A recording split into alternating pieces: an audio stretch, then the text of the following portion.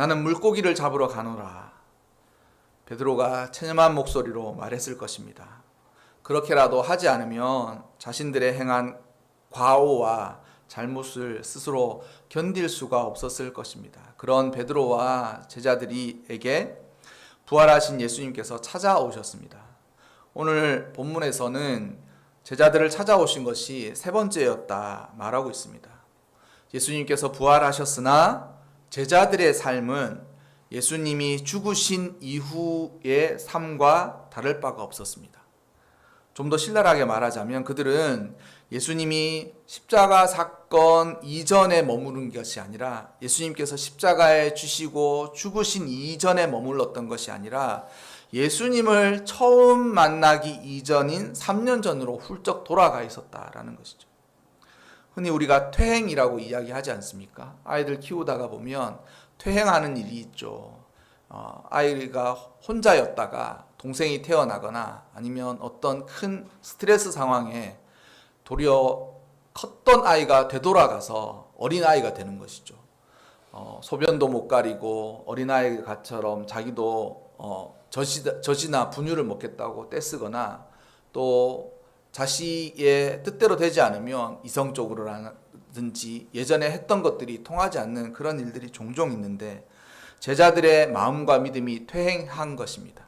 그런데도 너무나도 많은 시간을 거슬러서 예수님을 만나기 이전에 그 갈릴리로 돌아가 있다는 것이죠. 몸도 마음도 믿음도 그들의 삶도 그리로 돌아가 있었던 것입니다. 그러니 나는 물고기를 잡으러 가노라 라고 말할 수밖에 없었고 그렇게 할 수밖에 없는 다른 어떤 그렇게 할 수밖에 없었다라는 것이죠. 제자들의 상태와 마음을 너무나도 잘 아시죠. 너무나도 잘 아시죠. 그리고 예수님께서 그들에게 찾아가셨습니다. 그래서 예수님께서 그들을 찾아가셔서 베드로를 무엇이라고 부르냐면 오늘 본문에서는 베드로에게 이야기할 때 요한의 아들 시몬아, 요한은 베드로의 원래 아버지였고 시몬은 원래 베드로라고 주께서 이름을 지어주기 전에는 시몬이었습니다. 그리고 그 시몬 요한의 아들 시몬아라고 예수님께서는 말씀하시고 성경 본문에서 보면 시몬 베드로예요. 이게 이름이 옛 이름과 지금 이름을 그러니까 옛 이름과 주님을 만나서 고백한 이후의 이름을 같이 쓰고 있습니다. 시몬 베드로. 제가 요한 복음서를 보면서 몇몇 구절 가운데서 이 요한이 굉장히 짓궂다라는 생각이 드는 구절이 오늘 성경 본문과 오늘 성경 장이에요. 굉장히 이 요한이 짓궂다. 만약 베드로가 안 봐서 다행이지만 이거 딱 봤으면 베드로가 무엇을 의미하는지 너무나도 잘 알았지 않겠습니까? 베드로라고 마음이 좀 너그러웠으면 베드로라고 불러줬을 거예요. 그리고 아예 터무니없다라고 하면 시몬이라고 이야기했을 거예요. 근데 그 두 이름을 다 붙여서 원래 이름 시몬이랑 베드로를 같이 해서 시몬 베드로라고. 그리고 이후에 가면 주님이 3번의 질문을 끝난 이후에 시몬을 살짝 빼. 베드로. 그러니까 이게 은근히가 아니라 돌려서 질책하는 거예요. 평생 기억하면서 살아라. 시몬 베드로 이렇게 이야기하면서 그때의 모든 제자들 그리고 그 제자들의 수제자였던 베드로의 정체성과 마음을 이 한 글자와 한 문맥 안에 그대로 다 담아 두었습니다. 그는 원래 시몬이었고 시몬이었습니다. 하지만 그가 주는 그리스도시요 살아계신 하나님의 아들이다 라고 말씀하시고 그 말씀의 고백, 그 고백을 따라서 너는 이제 베드로다 이렇게 그 고백을 따라서 너는 이 고백이 이제는 모든 권세, 음부의 권세를 이기는 반석과도 같은 큰 돌덩어리가 될 것이다. 그리고 이 돌 위에, 고백의 돌 위에 이 교회가 이제 세워질 것이다 라고 이야기했다라는 것이죠. 그런데 여러분, 베드로는 온데간데 없고 시몬만 남아 있는 것이죠. 그리고 요한은 시몬 베드로 이렇게 사람을 짓궂게 놀리듯이 이렇게 이야기하고 있습니다. 너무나도 오랜만에 그 어부 일을 했던 탓인지 몰라도 밤새도록 고기 한 마리도 못 잡고 피곤한 마음과 분통 터지는 마음을 가지고 해변에 왔더니 이미 주님께서 그 해변에 와 앉아 계셨습니다. 그리고 배고프고 허기진 제자들을 위해서 밥을 차려 두신 것이죠. 항상 제자들과 함께 먹던 그 물고기, 항상 예수님과 함께 먹던 그 떡, 그것이 벌써 차려져 있고 불은 지펴져 있고 그곳에서 그 일들을 하고 있었다라는 것이죠. 물고기 좀 잡았냐라고 하니까 유구무원이죠. 그리고 주님께서 물고기를 잡았느냐라고 이야기하면서 제자들이 일시에 깨닫기를 주님이시구나라고 깨달았습니다. 제일 먼저 깨달은 자가 요한이었는데 요한이 주님이시라 소리 질렀죠. 하지만 요한은 그 배 위에 있었고 이 거리가 50칸이라고 되어 있거든요. 근데 이 50칸은 사실 200규빗이에요. 200규빗은 그러니까 100규빗이 45m에서 50m를 이야기합니다. 그러니까 그 해변과 거리가 한 90m, 100m 정도 되는 200규빗이나 되는 그곳을 베드로는 배에서 펄쩍 뛰어내렸죠. 사실 해변에서 100m는 짧은 거리가 아니거든요. 이게. 그렇지 않습니까? 우리가 해수욕장에서도 봐도 여기서 10m만 가도 거기 굉장히 깊은 물이지 않습니까? 물론 여기가 디베라 호수, 그러니까 갈릴리 그 호수이긴 사실이에요. 갈릴리 호수라는 건 사실 가정하지만 그래도 100m, 90m가 되는 그곳에 베드로가 풍덩 뛰어내렸죠. 아마도 헤엄을 쳐서 갔을 것입니다.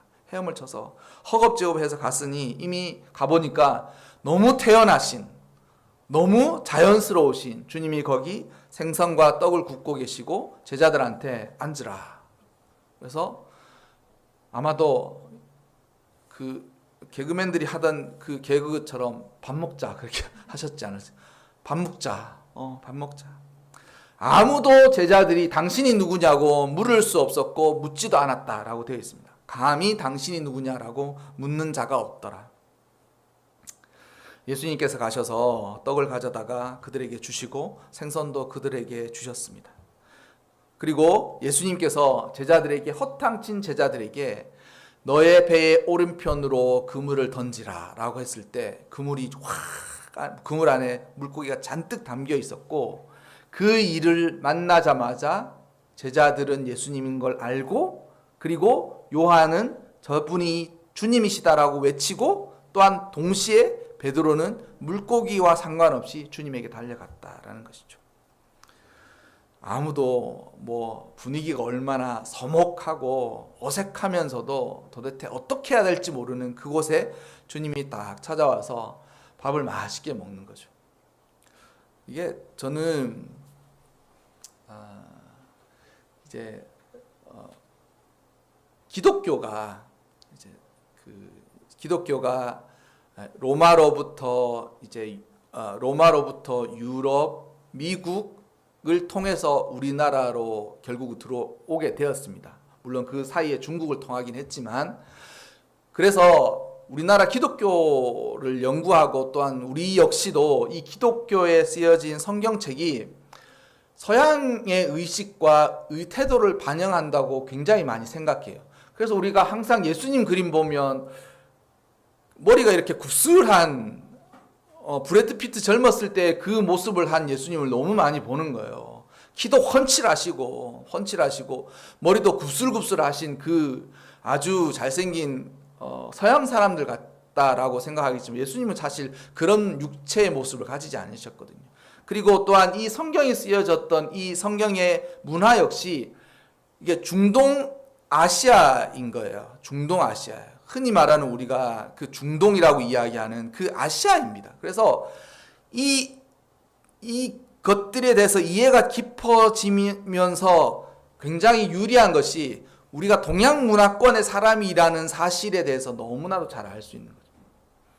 아무 말하지 않고 제자들이 딱 왔는데 밥이 거기 차려져 있는 거예요. 식탁이 탁 차려져 있는 거예요. 그 모닥불 주위에 제자들이 툭 앉고 앉으시니 저 같았으면 그렇게 하지 않겠어요? 한 놈부터 조지기 시작하는 거죠. 야, 난 십자가 달려서 죽었다 살아났다. 믿음도 없는 이 배은망덕한 놈들. 너희들 뭐라고 얘기했어? 옛날에 너희가 했던 말들은 기억은 나냐? 넌 뭐라고 얘기했냐? 믿음 없는 도마도 막 신랄하게 비판하고, 수제자인 베드로는 말할 것도 없고, 사랑은 다 어디 갔냐? 요한 이러면서 막 신랄하게 비판할 것 같은데, 그런 문제를 언급하지 않고 넘어가고 밥을 먹어요. 사실 이런 문제는 서양 사람들은 이 문제를 이해할 수 없습니다. 왜 예수님이 이렇게 하시는지에 대해서 이해할 수 없어요. 하지만 우리는 제가 잠깐 설교의 상황만 말씀드려도 왜 그렇게 했는지 너무 이해가 되지 않습니까? 너무 이해가 되는 거예요. 야단 맞을 일을 하고 왔는데 엄마가 야단 치지 않고 밥 먹자 그러는 거예요. 근데 그 야단을 외면하고 넘어가지도 않으시지만 그 아이한테 밥을 먼저 먹이시는 거예요. 야야, 그거 허물은 없다 치진 않지만 밥부터 먹자 이렇게 얘기하는 거예요. 그러니까 그 아이가 만약 그런 일을 만났으면 도대체 이게 뭐지? 어떻게 하실 건가? 먹고 때리실란가? 밥 먹고 힘내서 때리시나? 이런 생각도 하지 않겠어요? 밥 먹고 힘내서 때리실라나? 이러는 거. 그럼 이거 넘어가는 건가? 이러면서 아싸 이러면서 이런 기대를 했다 그러지 않겠어요? 너무 이해가 잘 되죠. 왜 그렇게 하시는지. 예전과 다를 바 없이 돌아갔던 제자들에게 예수님 역시 예전과 다를 바 없이 사랑한다는 것을 그대로 보여주시는 거예요. 그 밥을 차리고 먹이고, 그리고 나서 제자들을 앉혀놓고 예수님께서 베드로에게 물으십니다. 요한의 아들 시몬아. 요한은 자기 원래 아버지였고 시몬은 베드로가 되기 이전에 자기의 이름이었습니다. 요한의 아들 시몬아 라고 이야기하시면서 내가 이 사람들보다도 나를 더 사랑하느냐. 예수님께서 이렇게 물어보시는 거예요. 너는 이 사람들 모두보다도 나를 더 아가페라는 단어를 쓰시면서 순수하고 순결하고 아주 열심과 정성을 다하여서 진짜 순결한 그 사랑을 하느냐. 우리 흔히 사랑을 여러 가지 종류로 분리해 놓고 그것을 아가페니, 필레오니, 스톨게니 이런 이야기들을 하는데, 어쨌든 주님이 그렇게 물어요. 너가 순진하고 열심을 다해 신의 사랑을 하는 것만큼 나를 사랑하느냐? 이 사람들보다도 이렇게 물어보시는 거예요. 얼마나 마음이 뜨끔하면서도 또한 이 기회에 내가 다시 주님을 사랑하는지 말해야지라고 이야기하면서 내가 주님을 사랑하는 줄이라고 하면서, 이 사랑은 베드로가 이렇게 얘기해요. 필레오. 주님, 저 정말 부끄러워서 주님이 물어보신 그 아가페의 사랑만큼은 아니지만 저 그래도 인간적으로 주님을 진짜 정말 따르면서 사랑했습니다. 필레오. 그렇게 이야기해요. 그러니까 주님께서 그것에 대해서 그 사랑의 깊이와 강도, 사랑의 성질을 묻지 아니하시고 뭐라고 얘기하시냐면 내 어린 양을 먹이라. 여기서 본문에 나와 있는 이 어린 양은 정말 어린 양이에요. 어린 양. 그래서 이 어린 양은 양들 중에서 정말 힘이 없고 약한, 태어난 지 얼마 안 되는 그런 어린 양을 먹이라라고 이야기하시는 거예요. 두 번째 또 물어보세요. 요한의 아들 시몬아. 물어보시는 거예요. 한 번 하셨으면 베드로야라고 이야기할 법도 한데 똑같이 요한의 아들 시몬아.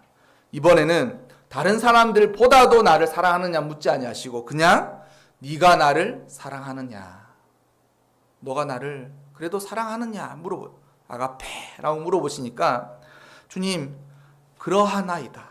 맞습니다. 주님 사랑합니다. 하지만 그 사랑만큼은 하겠습니까? 여전히 필레오죠. 그렇게 이야기해요. 그러니까 주님께서 내 양을 치라. 내 주님의 양들을 목양하라. 양떼들을 이끌고 먹이고 양떼들을 돌보고 지키고 하는 양떼들의 목자가 되어라 라고 이야기하신다는 거예요. 그리고 마지막으로 세 번째 또 물어보세요. 요한의 아들 시몬아, 내가 나를 사랑하느냐? 이렇게 물어보실 때 주님께서 뭐라고 물으시냐면 그러면 네가 사랑하는 사랑은 필레오밖에 안 되느냐라고 하시면서 아가페 물어보시고 필레오라고 한 번 더 물어보시는데 맞습니다라고 이야기한. 세 번째 주께서 베드로에게 사랑하느냐 물어보니까 베드로가 근심하여 이렇게 되어 있습니다. 이 본문에 근심하여라는 단어는 고통과 슬픔이 함께 녹아져 있다라는 단어예요. 이게 뭐냐면 그 말을 하려고 하니까 너무 고통스러운 거예요. 왜 고통스럽겠습니까? 3번이라고 고통스러워요. 3번이라. 왜 그러시는지 알잖아요. 부인을 3번 했으니 그 3번의 부인을 주께서 이거를 덮으시고 치료하시고 그것을 용서해 주시려고 물어보시는 거예요.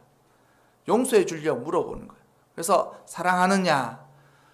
주님 어떻게 그 말이 합당하겠습니까?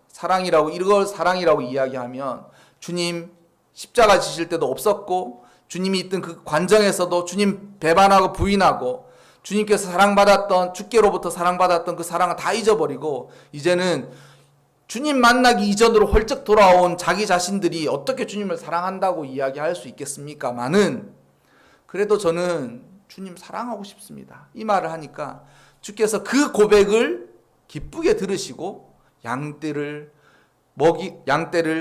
먹이고 치고 또 먹이도록 하신 거예요. 그러니까 그 이야기를 다 하려고 하니까 너무 고통스러운 거예요. 그리고 또한 그 고통만 있겠습니까? 슬픔이 거기 잔뜩 묻어 있지 않겠습니까? 그래서 주께서 모든 것을 아시오매라고 하면서 내가 주님을 사랑하는 줄 주께서 아니시나이다 라고 하니까 내 양을 먹이라. 내 양떼들을 목양하도록 해라. 이렇게 이야기하시는 거예요. 그러니 이 이야기를 다 들은 베드로가 이제 예수님을 만나기 이전의 삶으로 돌아갔다가 다시금 회복하고 그때의 모든 어려움을 뛰어넘게 된 거죠. 여러분, 제자들은 예수님을 믿는 믿음을 잃어버리기 전에 사랑을 먼저 잃어버렸어요. 사랑을 제자들이 왜 예수님을 부인하고 믿음이 없이 믿음에서 떨어졌게 됐느냐? 그들은 알지 못했겠지만 예수님을 사랑하는 사랑을 잃어버린 거예요. 그리고 사랑을 잃어버리고 어느 순간 믿음도 사라지게 된 것을 그제야 깨닫게 된 거죠. 도대체 왜 사랑을 잃어버렸는지에 대해서는 잘 모르겠지만 어느 순간 주님을 사랑하는 마음이 자신들의 마음 속에서 싹 사라진 거예요. 그러니 사랑의 기초가 없는 곳에서 믿음이 어떻게 설 수 있겠습니까? 그러니 그 믿음이 균열이 가기 시작하고 그 믿음이 어그러지기 시작하고 어느 순간 이 믿음도 파괴되고 이렇게 무너지기 시작하게 된 것이죠. 그래서 주님께서 제자들을 치료하고 또한 제자들의 3년간의 삶을 다시금 그 믿음의 반석 위에 세워 올리는 작업으로 사랑의 청문회를 여시는 거예요. 제자들 다 모아놓고 사랑의 청문회를 여시는 거예요. 사랑에 대해서 지금 여기 제자들한테 가르친다고 제자들이 사랑을 받아들일 수가 있겠습니까? 주님을 사랑해야 믿음도 생기는 건데 지금 사랑도 사라지고 믿음도 아예 없는 그들에게 믿음을 강론한다고 믿음이 생기겠습니까? 그래서 사랑의 청문회를 여시는 거예요. 사랑의 청문회를 여시면서 제자들의 죄와 제자들의 잘못, 사랑을 잃어버린 그 잘못, 더불어서 사랑을 잃어버리고 믿음도 함께 사라져버린 그 제자들의 삶을 다시 치료하시고 용서하시고 그들을 시리에서 건져내시는 것이죠. 시리에서 건져내시는 것. 그래서 주님께서 이 사랑의 단어와 사랑을 재확인하고 사랑을 부어주시는 것이죠. 어떻게 사랑을 부어주겠습니까? 우리는 주님을 배반하나, 우리는 주님을 모른 척 했었으나, 우리는 주님을 믿는 믿음에서 떨어진 적이 있었으나 여전하신 주님이 계시는 거예요. 한결같은 주님이 계시는 거예요. 사랑은 두 사람이 함께 사랑해야 사랑이 되는 거 아니겠습니까? 함께 사랑해야 사랑은 온전한 사랑이 되는 것입니다. 그러면 사랑은 시작은 어떻게 됐죠? 사랑이 온전해지는 것은 두 사람이 함께 사랑하는 거예요. 그래서 어떤 사랑이든지 그 사랑이 온전하고 순수한 모습을 갖추자고 노력하면서 서로 사랑하면 그 사랑은 온전한 사랑의 모습으로 닮아가요. 그런데 그것은 사랑이 이루어져서 이 사랑이 성숙해 가는 과정이고, 사랑은 시작을 어떻게 하느냐? 한 사람이 사랑하기 시작하는 거예요. 그것이 시작인 거예요. 한 사람이 사랑하기 시작하는 거예요. 그래서 뭐 이걸 짝사랑이라고 이야기할 수 있지만, 원사이드에서 사랑을 투여하고 사랑을 부여하기 시작하는 거예요. 관심을 갖고 사랑하기 시작하고 그에게 끝없는 사랑을 부여주는 그 과정이 사랑의 시작이 되는 거예요. 제자들에게도 그들은 사랑도 잃어버렸고 믿음도 잃어버렸습니다. 그러나 그 사랑이 다시 어떻게 회복되겠습니까?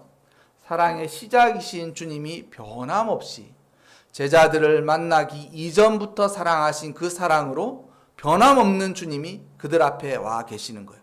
그래서 사랑하느냐 물어본 것은 주님이 그들을 사랑한다는 것에 대해서는 확증이라는 거예요. 너희는 내가 너희를 사랑하는 만큼 사랑하지 못하는 건 나 알아. 네가 사랑한다고 해도 그 사랑이 온전하지 못하다는 베드로의 고백도 사실이라는 거예요. 그런데 변함없이 주님이 우리를 주님이 우리를 변함없이 사랑하는 그 사랑을 깨달으면서 그들의 잘못은 마치 사랑이 부족하고 연약하고 어리석었다라는 것을 청문회 다 드러내지만, 그래도 주님이 그곳에서 제자들을 사랑하는 사랑을 보여주셨다라는 것이죠. 여러분, 죄인된 우리를 사랑하사 죄인된 우리를 먼저 사랑해 주시는 것이죠. 그리고 그 주님이 우리를 찾아와서 물으시는 말이 뭐냐면, 야, 너는 나를 위해서 무엇을 해줄 수 있냐? 너는 나를 위해서 어떻게 살 수 있냐? 이런 것 이전에 너가 나를 사랑하느냐? 라고 물으시면서 나는 변함없이 사랑한다. 네가 나를 사랑하느냐 물으시면서 주님께서 말씀하시는 것은, 나는 너의 영혼을, 너의 삶을, 너 스스로를 변함없이 한결같이 지금까지와 똑같은 마음으로 이후에도 변함없이 너를 사랑할 것이다 라는 그 말에 제자들의 마음이 확 회복되는 것이죠.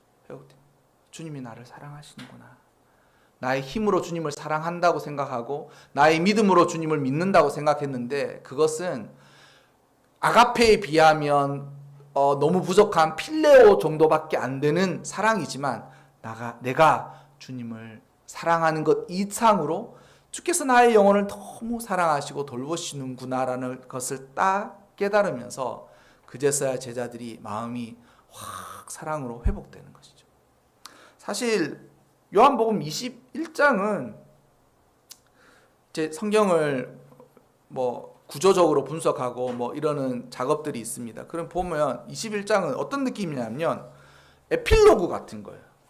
사실 자세히 한번 읽어보십시오. 20장에서 끝나도 사실 의미가 틀리지 않아요. 그리고 내러티브라는 어떤 그 뭐 문학적인 기법을 보면 21장은 이게 1절에서 마지막 절까지 새로 시작해서 새로 끝나는 새로운 에피소드가 거기 들어가 있는 거예요.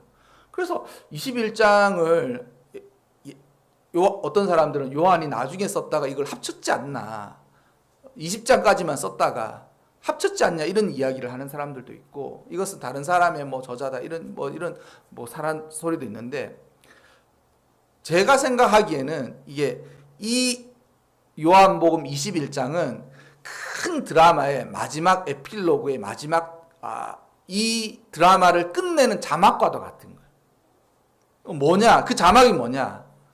주님이 우리를 사랑하신다.